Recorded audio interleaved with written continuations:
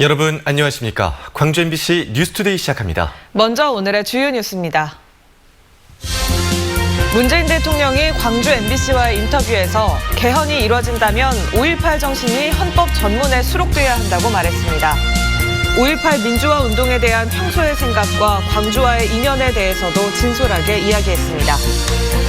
5.18 당시 헬기 사격을 목격한 미국의 평화봉사단원 데이비드 돌린저 씨가 광주법원에 출석해 증언하기로 했습니다.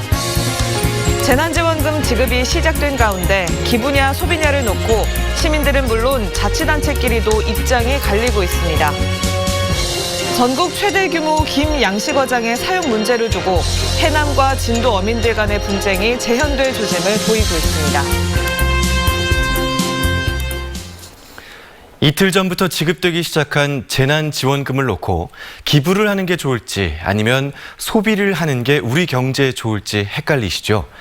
정부와 일부 지자체도 이 기부와 사용을 놓고 묘한 입장차를 보이고 있어 시민들이 난감해하고 있습니다. 송정근 기자입니다.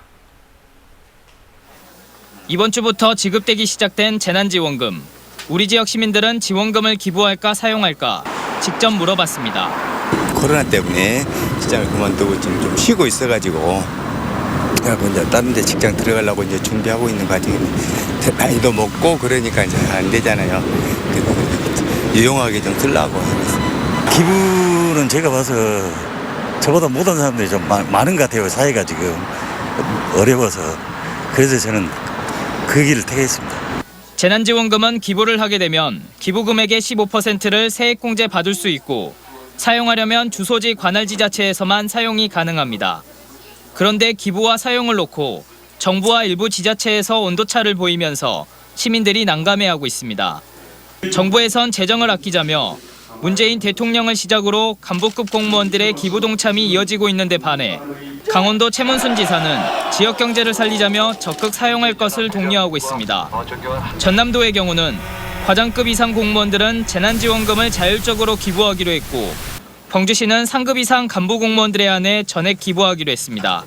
전적으로 시민들께서 자율적으로 이렇게 판단하실 사항이지 저희들이 기부를 해라 이렇게 소비를 해라 이렇게 하실 사항은 아닌 것 같고요.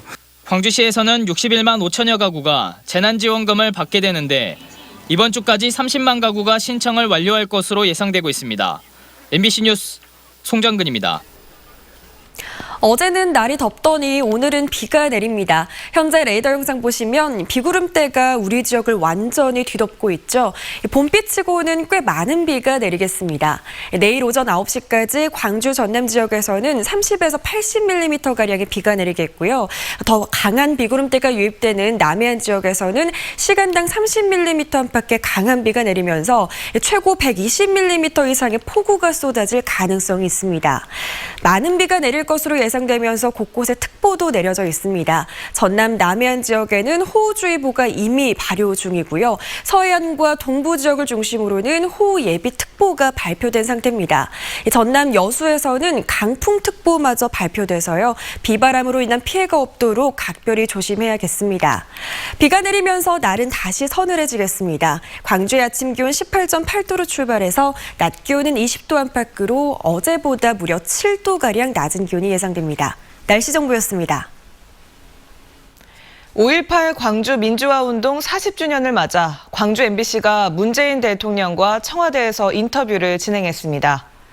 문 대통령은 이 자리에서 5.18에 대한 생각과 광주와의 인연 등을 진솔하게 설명했는데요. 특히 개헌 과정에서 5.18 정신이 반드시 전문에 수록돼야 한다고 강조했습니다. 김철원 기자입니다. 5.18이 한 시민의 인생에 어떤 영향을 미쳤고 또 어떻게 삶을 바꾸어 놓았는지를 이야기하는 광주 MBC 5.18 40주년 연중기획 내 인생의 5.18. 그 10번째 주자로 현직 대통령인 문재인 대통령이 출연했습니다. 문 대통령은 청와대 상춘제에서 가진 광주 MBC와의 인터뷰에서 5.18의 역사적 의미와 헌법적 가치를 다시금 강조했습니다. 대선 후보 시절 공약한 대로 5.18이 수록된 전문의 개헌안을 직접 발의했지만 국회의 문턱을 넘지 못했다며 다시 개헌이 추진된다면 헌법 전문에 5.18 정신이 반드시 들어가야 한다고 말했습니다. 저는 비록 헌법안 개헌이 좌절되었지만 앞으로 언젠가 또 개헌이 논의가 된다면 헌법전문에서 그 취지가 반드시 되살아나야 한다고 생각합니다. 5.18 광주 민주화운동이 우리나라 민주화운동의 상징이라고 평가한 문재인 대통령은 이 밖에도 5.18 왜곡과 폄훼에 대한 입장과 5.18 하면 떠오르는 인물을 꼽아달라는 질문에도 생각을 밝혔습니다. 저는 5.18 하면 제일 먼저 생각이 납니다. 광주 MBC는 지난 12일 청와대에서 문재인 대통령과 인터뷰 녹화를 진행했습니다. 광주 MBC 5.18 40주년 특별 프로그램 문재인 대통령의 5.18은 5.18 하루 전날인 5월 17일 아침 8시에 방송될 예정입니다. 이후 내 인생의 5.18 노무현 대통령 편과 함께 하루씩 번갈아가며 시청자를 한 달 동안 찾아갈 예정입니다. MBC 뉴스 김철원입니다. 우리 국민 10명 중 7명은 5.18 관련 가짜뉴스를 접한 것으로 조사됐습니다. 5.18 기념재단이 전국 성인 남녀 1,000명을 대상으로 한 5.18 관련 설문조사에서 응답자의 69.2%가 5.18을 왜곡한 가짜뉴스를 접한 경험이 있다고 응답했고 5.18 역사 왜곡 처벌법이 필요하다는 의견은 80%로 나타났습니다. 5.18 관련 미흡한 점으로는 학살 책임자 처벌을 꼽은 응답이 가장 많았고 이어 진상규명과 5.18 피해자 보상 순으로 조사됐습니다. 5.18 헬기 사격 여부가 쟁점인 전두환 광주 재판에 당시 현장에 있었던 미국인이 증인으로 서게 될 전망입니다.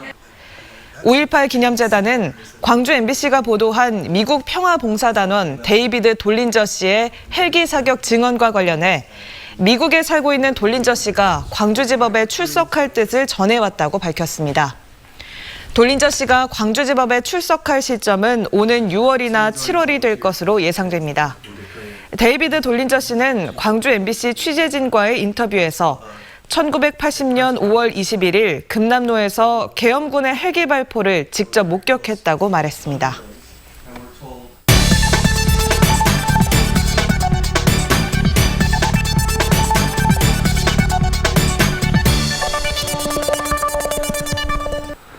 (5.18을) 왜곡하는 가짜뉴스가 유튜브 등을 통해 젊은 세대들에게 유통되는 현실을 바로잡기 위해서는 제대로 된 진상규명이 선행돼야 합니다.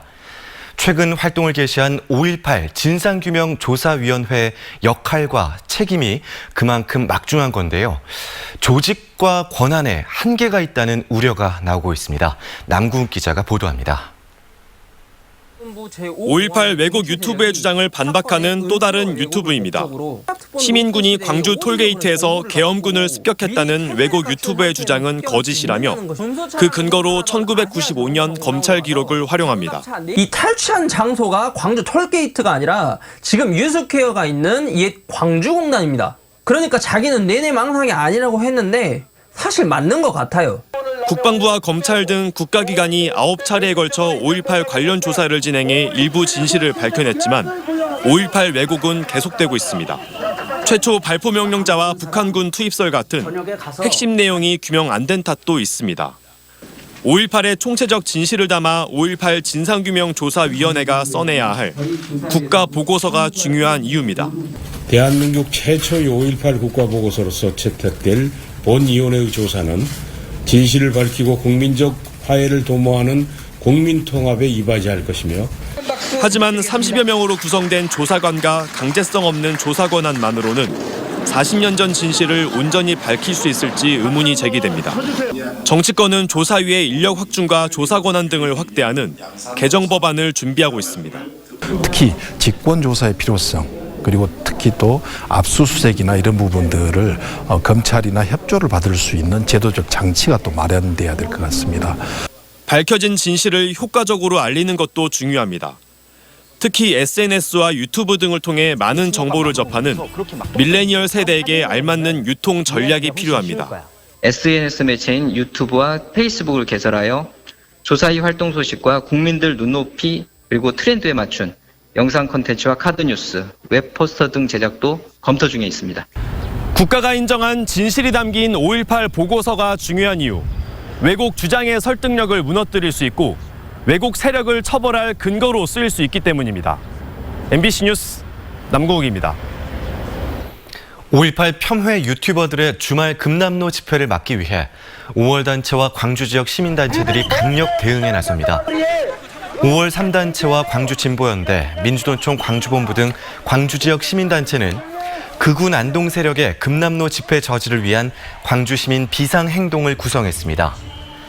비상행동은 내일과 모레 금남로에서 역사왜곡 처벌법 제정 촉구와 5.18 피해 당사자의 증언, 5.18 방문객의 자유 발언 등을 통해 5.18 폄훼 유튜버들의 집회를 저지하겠다고 밝혔습니다.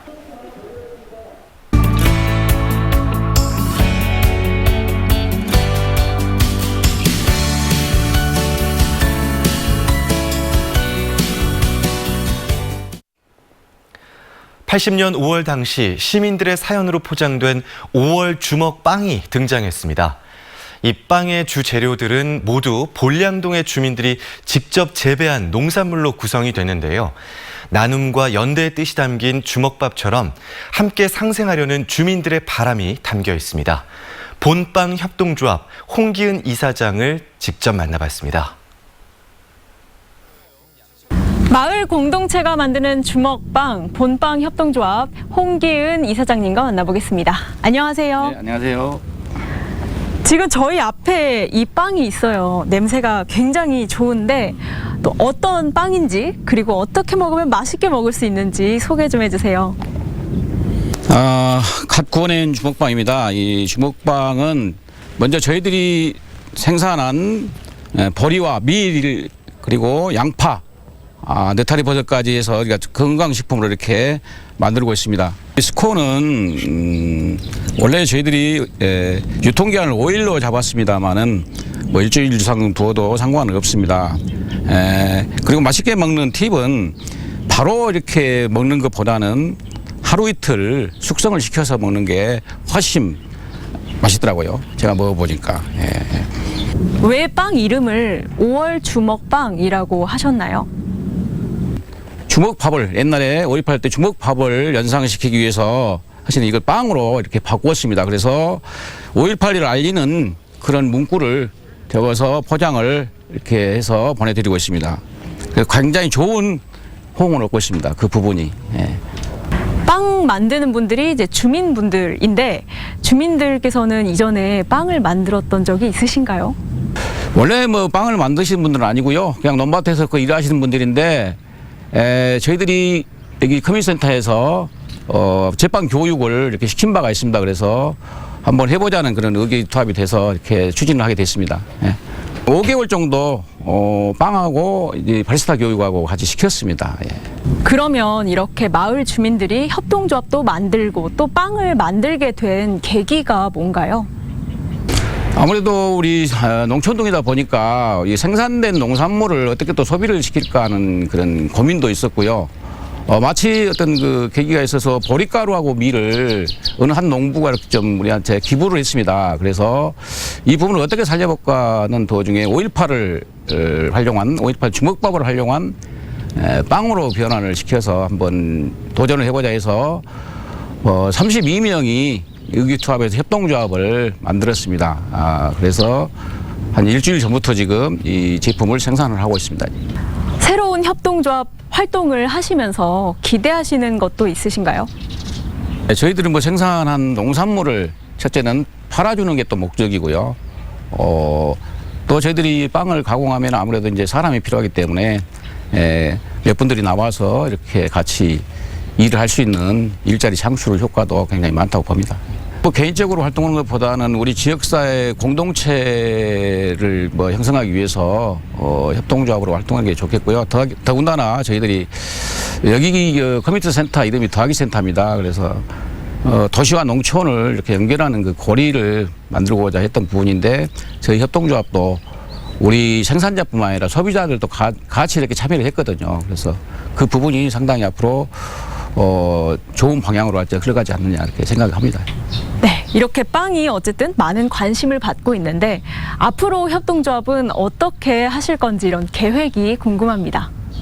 저희들이 이제 5.18 개량에서는 5.18 주먹빵을 만듭니다만은 다른 이제 여러 가지 제철 농산물을 활용한 빵들 제품을 개발할 거고요. 6월 달에는 저희들이 이제 본격적으로 카페까지 이렇게 오픈을 해서 빵 카페로 이렇게 전환을 해서 운영을 할 예정입니다. 네, 마을 공동체가 만드는 빵 이야기 들어봤습니다. 오늘 말씀 고맙습니다. 네, 감사합니다. 전국 최대 규모 김 양식어장의 사용을 두고 해남과 진도 어민들 간의 분쟁이 재현될 조짐을 보이고 있습니다. 어업권을 가진 진도군 수협이 해남 지역 어민들에게 내줬던 10년간의 양식 면허 기간 종료를 앞두고 어장을 돌려달라고 하자 해남 지역 어민들이 소송을 제기했습니다. 박영훈 기자가 취재했습니다. 진도와 해남 사이에 자리한 마로해역입니다. 전국 최대 규모 김양식 어장입니다. 어장 사용을 두고 양쪽 어민들의 갈등이 시작된 건 지난 80년대 초. 어업권은 진도에 속했는데 실제 양식은 해남 어민들이 하고 있었기 때문입니다. 우여곡절 끝에 지난 2011년 양측의 합의로 일단락됐습니다. 전체 3,500헥타르 김 양식장 가운데 1,370헥타르를 해남 어민들이 사용을 하고 같은 면적만큼 진도 어민들을 위한 대체 어장을 만들어 준 겁니다. 그런데 다음 달 초 10년간의 조건부 합의가 끝남에 따라 또다시 분쟁이 재현될 조짐을 보이고 있습니다. 진도군 수협이 기간 종료를 앞두고 어장 반환을 요구하고 나섰습니다.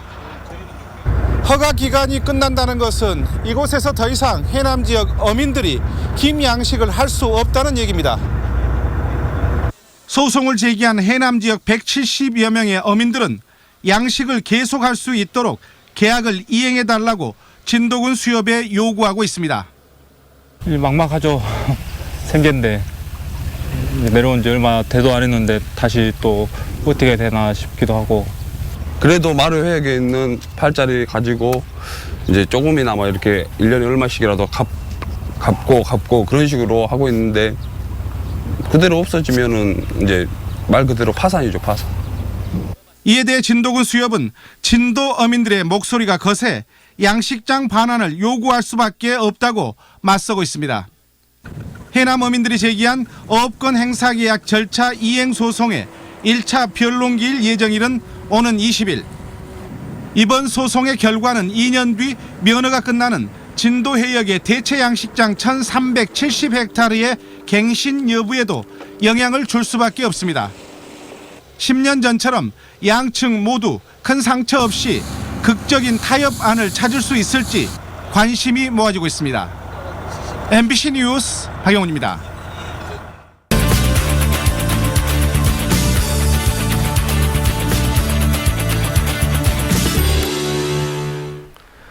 코로나19에 대한 우려와 피로를 털어내고 싶다면 인적이 드문 섬여행을 계획해보는 건 어떨까요?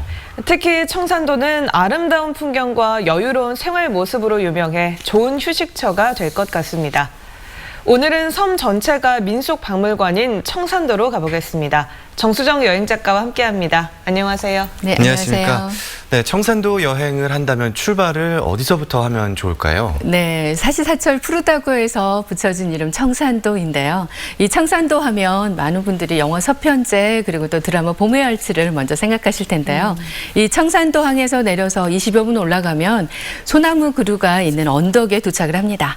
유럽풍의 전원주택으로 연상하듯 굉장히 그 멋진 봄의 알츠 촬영 세트장이 있고요. 네. 멀리 또 발 아래로 펼쳐져 있는 청산항과 그리고 아기자기한 어촌 마을 풍경이 한눈에 들어옵니다.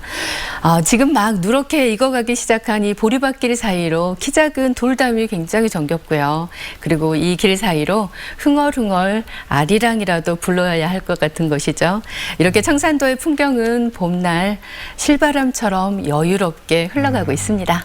네, 청산도 길을 걷다 보면요. 계단처럼 생긴 논도 있다고 하던데 네. 청산도만의 독특한 풍경 중 하나죠. 네, 그렇습니다. 이 돌을 모으고 한 땀 한 땀 시침을 하듯 정성 들여서 만든 구들장논인데요. 네. 이 구들장논은 구들을 놓은 방식으로 석축을 쌓아서 흙을 다져 만들었습니다.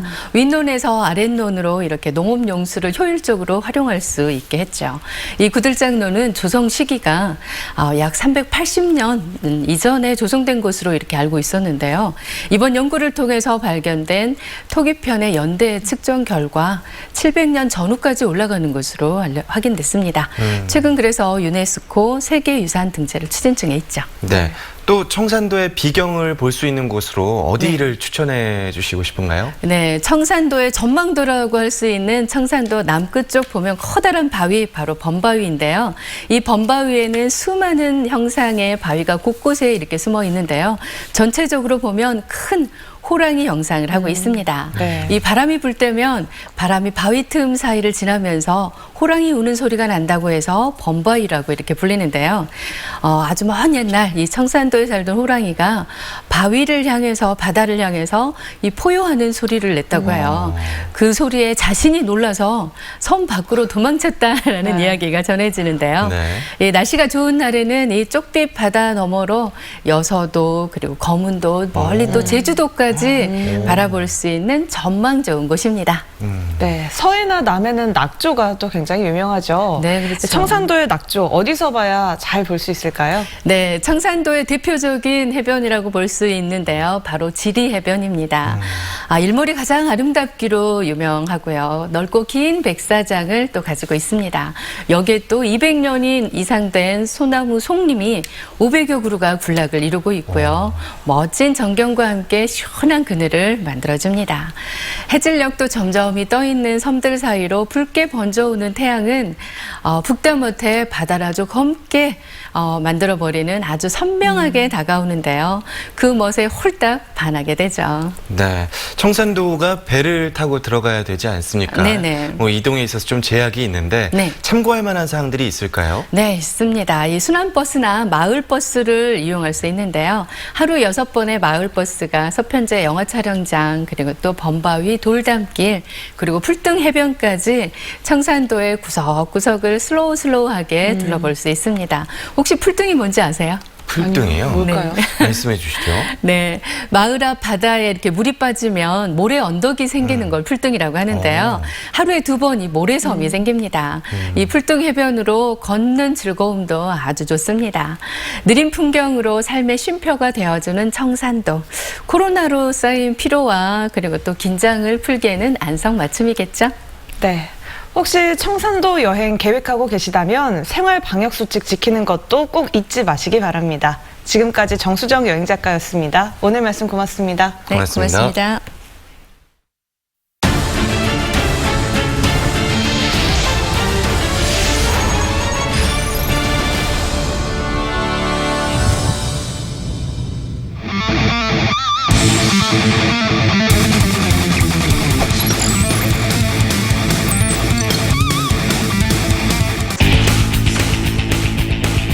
상당히 많이 가라앉아 있는 상태거든요. 땅볼 타구가 자 이번엔 베이스 맞고 튀어 올랐습니다. 반대 방향으로 튀어 올랐습니다. 한석의 타구가 센터 쪽에 높게 떴습니다. 중견수 따라 붙습니다. 중견수 킥을 넘깁니다. 정진호의 위치 3루 통과 홈으로 달립니다. 공 홈에 옵니다. 정진호가 빠르게 도착 3루 4구째 끌어당긴 타구 오른쪽 깊숙하게 떨어집니다. 3루자 홈인 4구 잡아당긴 타구 몸을 던졌습니다만 라인 뚫고 갑니다. 페어볼 3루자 2루자까지 모두 홈으로 달려듭니다.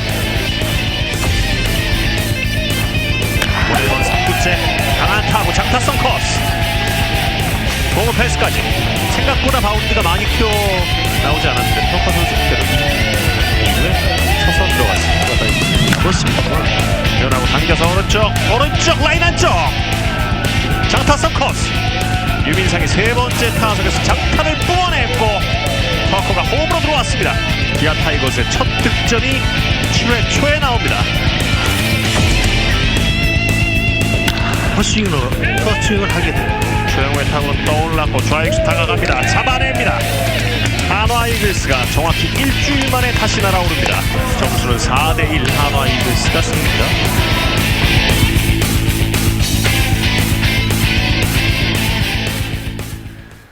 금융감독원을 사칭한 보이스피싱 범죄가 발생해 경찰이 수사에 나섰습니다.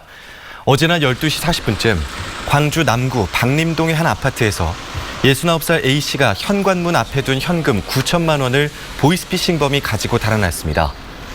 경찰은 현금을 안전하게 보관해주겠다는 전화를 받았다는 A씨의 진술을 토대로 주변 CCTV 화면을 분석해 용의자를 쫓고 있습니다. 어제는 날이 덥더니 지금은 비가 쏟아지고 있습니다. 현재 레이더 영상 보시면 모든 지역에서 비가 내리고 있는 상태고요. 시간당 5에서 10mm 안팎의 비가 내리고 있습니다. 이 봄비치고는 꽤 많은 양의 비가 예상됩니다. 광주와 전남 지역에서는 내일 오전까지 30에서 80mm가량의 비가 내리겠고요. 보다 강한 비구름대가 유입되는 남해안 지역은 120mm 이상의 폭우가 내릴 가능성이 있습니다. 특히 오늘 낮까지는 시간당 30mm 안팎의 세찬 비가 집중되겠고요. 천둥, 번개가 동반되면서 요란스러운 비가 내리기도 하겠습니다. 이 많고 강한 비가 예상되면서 곳곳에 특보도 내려져 있는 상태입니다. 전남 남해안에는 호우주의보가 발효 중이고요. 서해안과 전남 동부 지역에서는 호우 예비특보가 발표됐습니다. 특히 여수에서는 이 호우특보와 함께 강풍특보도 내려져 있는 상태라서 비바람으로 인한 피해가 없도록 대비를 잘 하셔야겠습니다. 비가 내리면서 기온은 다시 내림세를 보이겠습니다. 광주의 아침 기온 16.9도로 오전 중에는 구름이 이불 역할을 하면서 어제보다 4도가량 높겠는데요. 한낮 기온은 20도로 아침 기온과 3도가량밖에 차이가 나지 않습니다. 어제보다 7도가량 낮은 기온 예상됩니다. 목포의 낮 기온은 19도, 완도의 낮 기온은 20도로 예상되고요. 순천의 낮 기온도 오늘 18도 안팎에 그치겠습니다.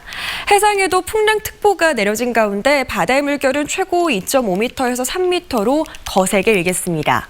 내일 비가 그친 뒤로는 대체로 흐린 날씨가 지속되겠고요. 낮 기온은 다시 26도 안팎까지 껑충 오르겠습니다. 일요일까지는 맑은 날씨가 지속되다가 다음 주 월요일부터 화요일 사이에는 또 한 차례 비 소식이 들어 있습니다. 날씨 정보였습니다.